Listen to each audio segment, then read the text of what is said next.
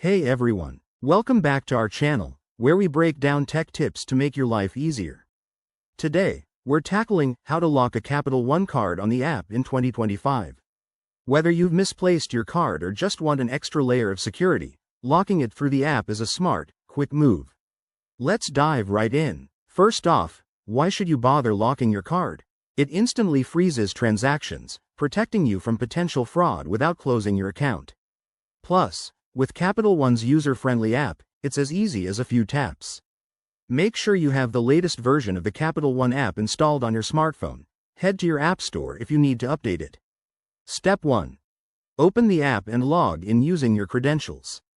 For added security, use fingerprint or Face ID if it's set up. That's a 2025 feature making things even smoother. Step 2. Once you're in, you'll land on the dashboard. Scroll or tap to find your cards section. It's usually front and center for easy access. Step 3.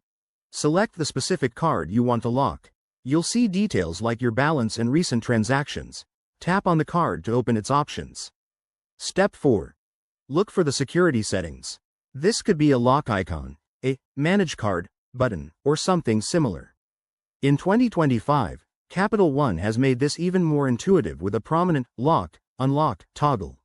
Step 5. Tap Lock Card and confirm the action.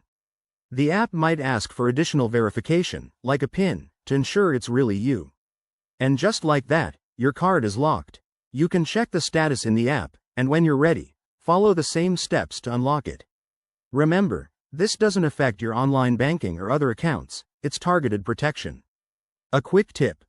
Always keep an eye on your app notifications for any suspicious activity. If you encounter any issues, Capital One's support is top-notch and available 24/7. Thanks for watching. If this tutorial helped you out, hit that like button and subscribe for more handy guides. Stay safe and see you in the next video.